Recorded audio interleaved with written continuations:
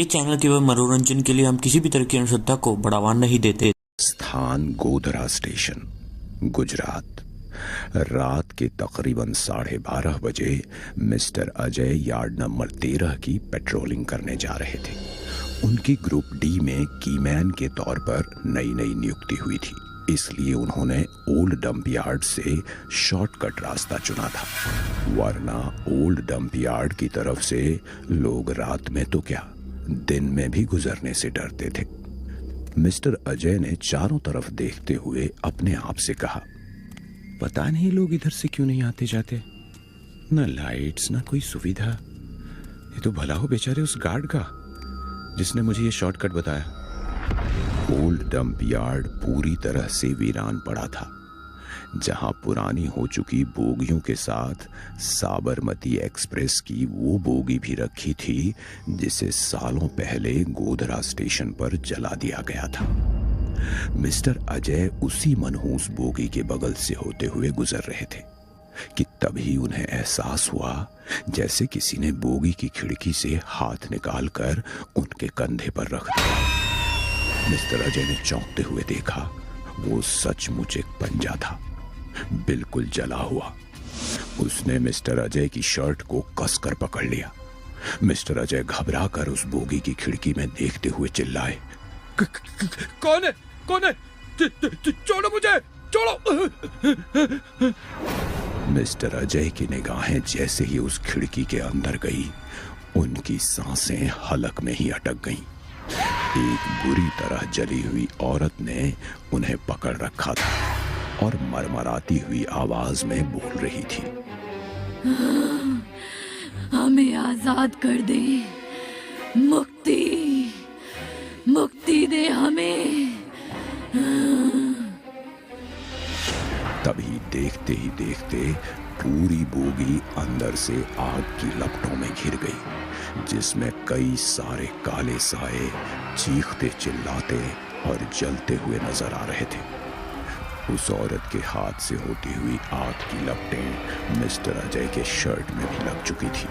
उन्होंने चीखते हुए अपने आप को उस हाथ से छुड़ाया और मेन केबिन की तरफ भागे। उनके शरीर पर कहीं भी आग नहीं लगी थी, फिर भी वो चिल्ला रहे थे, बचाओ, बचाओ, आग, आग, मैं जल रहा हूँ, बचाओ, बचाओ, बचाओ, चल रहा हूँ मैं। मिस्टर अजय को भ्रम हो रहा था जैसे वो आग में जल रहे हों। अपने कपड़े फाड़ते हुए वो बदहवास मेन केबिन की तरफ भागते जा रहे थे। डर और हादसे की वजह से उन्हें इतना भी ध्यान नहीं रहा कि वो रेलवे लाइन की मेन पटरियों पर दौड़ रहे थे। मिस्टर अजय एक लाइन को क्रॉस कर ही रहे थे, तभी सामने से आती हुई राजधानी एक्सप्रेस ने उन्हें एक जोरदार टक्कर मारी। एक खतरनाक चीख के साथ उनके शरीर के पर खच्चे उड़ गए। ओल्ड डंप यार्ड के अंधेरे कोने में एक साया खड़ा नजर आ रहा था, जो मिस्टर अजय की इस हालत पर ठहाके मारकर हंस रहा था।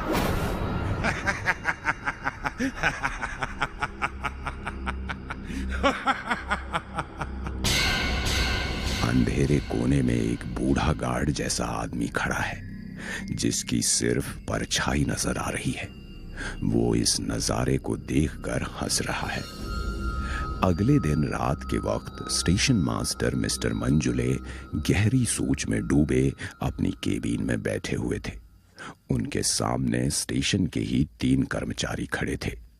फिर मंजुले ने सोचते हुए कहा, ये ओल्ड डंप यार्ड के नजदीक साल भर में तीसरा हादसा है। लोग अंधेरे से भरे हुए उस मनहूस डंप यार्ड की तरफ जाते ही क्यों हैं? जबकि अफवाह भी है कि वहां खड़ी गोधरा कांड में जली हुई वो बोगी भूतिया है। लोग फिर भी उधर जाते हैं। आखिर माजरा क्या है? तभी वहां खड़ा एक कर्मचारी हिचकिचाते हुए बोला, सर हमने सुना है वहां रात के वक्त अक्सर एक गार्ड नजर आता है। कौन है, किस शिफ्ट का कर्मचारी है, किसी को नहीं पता। सुना है लोगों को उधर से जाने का रास्ता वही बताता है सर। वहां खड़े 2 और कर्मचारी एक साथ बोल पड़े, हाँ सर, हमने भी किसी ऐसे रहस्यमयी गार्ड के बारे में सुन रखा है। मिस्टर मंजुले खामोशी से केबिन की खिड़की से बाहर डंप यार्ड में पड़ी साबरमती एक्सप्रेस की उस मनहूस बोगी को घूर रहे थे। इस घटना को कुछ रोज गुजर गए। गोधरा स्टेशन से सटा हुआ एक मोहल्ला, जहां नयन, नीरज और दीपक रूम रेंट पर लेकर पढ़ाई करते थे। एक दिन नयन के बर्थडे पर दीपक ने प्लान बनाया कि वो उसका बर्थडे बिल्कुल अलग तरीके से मनाएंगे। गोधरा कांड में जली हुई उस बोगी के अंदर वीडियो बनाते हुए, ताकि उनके वीडियो पर अच्छे खासे व्यूज आए। सारी तैयारियां कर ली गई। रात का घना सन्नाटा, गोधरा स्टेशन का डंप यार्ड अंधेरे में डूबा हुआ बिल्कुल वीरान पड़ा था। डंप यार्ड, जहां गाड़ियों के टूटे फूटे डिब्बे के साथ वो भूतिया बोगी भी रखी है, कुत्तों के रोने की आवाज आ रही है। यार्ड से कुछ ही दूरी पर स्टेशन की बाउंड्री है, जिसमें एक बड़ा सा होल है, जिसके अंदर से तीनों अंदर आते हैं। बाउंड्री के उस पार शहर है। दीपक, नयन और नीरज चोरी छिपे ओल्ड डंप यार्ड में दाखिल हो चुके थे। वो तीनों रोमांचित थे। उन्होंने उस जली हुई बोगी के अंदर घुसकर केक काटते हुए वीडियो बनाना शुरू किया। तो वेलकम गाइस, इस समय हम मौजूद हैं गोधरा कांड में जली हुई उस बोगी में, जिसे हॉन्टेड समझा जाता है। और अब यहां होने वाले एक्सपीरियंस हम आपसे शेयर करेंगे। हम यहां नयन का बर्थडे सेलिब्रेट करने के लिए आए हैं। नयन केक काट रहा था और दीपक ये सारी बातें बोलता हुआ वीडियो शूट कर ही रहा था कि तभी उसके फोन की स्क्रीन पर सब कुछ चलता हुआ नजर आया। वो घबरा गया, क्योंकि असल में वहां ऐसा कुछ भी नहीं हो रहा था। उसने रिकॉर्डिंग रोककर दोबारा से शूट करना शुरू किया और इस बार उसे स्क्रीन पर नयन के पीछे खड़े कुछ लोग दिखाई दे रहे थे, जो कि पूरी तरह से जले हुए थे। घबराहट में दीपक के हाथ से फोन छूट कर गिर गया। पूरी बोगी में अंधेरा हो गया। तभी बोगी की दीवारें जलने लगी, जिसे देखकर तीनों जोर जोर से चीखने लगे। तीनों बोगी के दरवाजे की तरफ भागे। तभी उन्हें एहसास हुआ जैसे किसी ने उन्हें पकड़ रखा हो। उन्होंने देखा ये कुछ जले हुए साए थे, जो बोल रहे थे, हम जल रहे हैं, हमें मुक्ति चाहिए, मुक्ति। हम जल रहे हैं, हमें मुक्ति चाहिए, मुक्ति। वो प्रेत आत्माएं थीं जो उन पर हावी होने की कोशिश कर रही थीं। दीपक, नयन और नीरज बेहद डरे हुए थे। उनके ठीक सामने एक इमरजेंसी विंडो थी। तीनों किसी तरह अपनी जान बचाकर उससे बाहर कूदे और स्टेशन की तरफ भागे। तीनों को महसूस हो रहा था जैसे वो आग में जल रहे हों। बचाओ, बचाओ!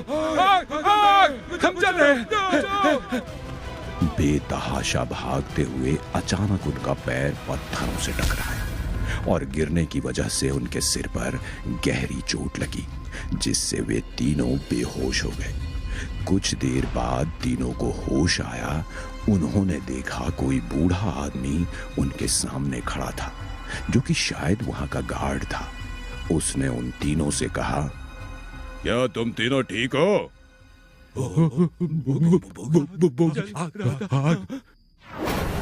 डर के मारे उनके मुंह से आवाज नहीं निकल रही थी।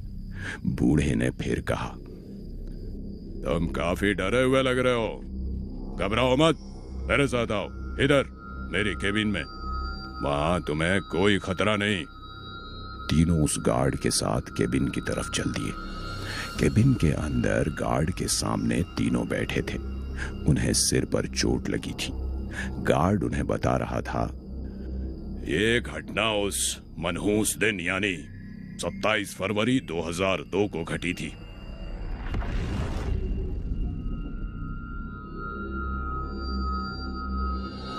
जब इसी गोधरा स्टेशन पर साबरमती एक्सप्रेस की S6 बोगी को कुछ दंगाइयों ने मिलकर आग के हवाले कर दिया था। बोगी के दरवाजों को बाहर से बंद कर दिया था, जिस वजह से कुल 59 लोग उस बोगी में जलकर मर गए थे। ये घटना मेरी आंखों के सामने घटी थी। बाद में उस बोगी को इसी स्टेशन के डंप यार्ड में लाकर खड़ा कर दिया गया। बोगी में मौजूद सभी लोग जलकर मर चुके थे, मगर उनकी आत्माएं अभी भी उसी बोगी में कैद है, और जो भी रात के वक्त उस बोगी के नजदीक या उसके अंदर गया कभी जिंदा नहीं लौटा। फिर दीपक, जो कि अभी तक डरा हुआ था, उसने हैरानी से सवाल किया, मगर अंकल, हम तो वहां से जिंदा बचकर निकल आए, और आप भी तो यहाँ अकेले रहते हैं, फिर आप कैसे जिंदा हैं? तुम लोगों से किसने कहा मैं जिंदा हूं? सालों से अपने साथियों के साथ मैं भी यहाँ कैद हूं। उन तीनों के देखते ही देखते उस गार्ड का चेहरा पूरी तरह बदल गया। अब वो किसी शैतान सा नजर आ रहा था, जिसे देखकर तीनों की रूह कांप उठी। उसके बिन से तीनों निकले और जिधर से आए थे उधर ही भागने लगे। वो बाहर निकलना चाहते थे। भागते हुए तीनों उसी जगह पहुंच गए जहां वे अभी थोड़ी देर पहले गिरकर बेहोश हुए थे, और वहां का नजारा देखकर उनका शरीर बर्फ की तरह जम गया। सामने उन तीनों की जली हुई लाशें पड़ी थीं। तीनों वो नजारा देखकर सन्न रह गए। तभी उन्हें किसी के ठहाकों की आवाज सुनाई दी, जो ठीक उनके पीछे खड़ा था। उसने हंसते हुए उन तीनों से कहा,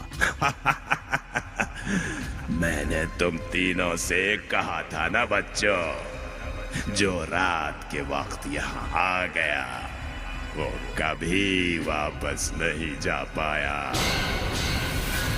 गार्ड ने उन तीनों की रूहों को ले जाकर उसी बोगी में हमेशा हमेशा के लिए कैद कर दिया। अगली सुबह मिस्टर मंजुले और रेलवे के कुछ और कर्मचारी उस यार्ड के पास मौजूद थे। उनके सामने दीपक, नयन और नीरज की लाशें पड़ी हुई थीं। मिस्टर मंजुले हैरानी से ये नजारा देख ही रहे थे कि तभी उनके सामने एक कर्मचारी आता हुआ बोला, सर, आप मानो या ना मानो, ये सब उसी रहस्यमयी गार्ड का किया धरा है। मगर वो रहस्यमयी गार्ड आखिर है कौन? तभी ग्रुप डी का एक बूढ़ा कर्मचारी आगे आता हुआ बोला, सर, उसका नाम भुक्खल था। आज से 20 साल पहले वो इसी स्टेशन पर गार्ड था। जब 2002 में स्टेशन पर वो दुर्घटना घटी थी, तब उसने उन दंगाइयों का साथ दिया था, मगर उसे उसकी करनी का फल उसी वक्त मिल गया। दंगे में वो भी मारा गया था, और कहते हैं उसकी रूह आज भी उस बोगी के इर्द गिर्द भटकती है, जो लोगों को गुमराह करके उनकी जान ले लेती है। सर, उस बूढ़े कर्मचारी की बातें सुनकर मिस्टर मंजुले के साथ साथ सभी हैरान थे। बाद में सरकार से सिफारिश करके ओल्ड डंप यार्ड की पूरी तरह से घेराबंदी कर दी गई। अब वहां किसी के भी आने जाने पर पूरी तरह से मनाही है। मगर देखने वाले बताते हैं वहां मिस्टर अजय, दीपक, नयन और नीरज के साथ साथ वो गार्ड भी रात के वक्त नजर आता है। अगर आपको हमारी वीडियो पसंद है तो वीडियो को लाइक ज़रूर करिएगा और कमेंट करके हमें इस वीडियो का बेस्ट पार्ट ज़रूर बताइएगा, और अपने सभी दोस्तों के साथ शेयर ज़रूर करिए, और चैनल को सब्सक्राइब ज़रूर करिएगा, और हमें इंस्टाग्राम पर भी फॉलो कर लीजिए।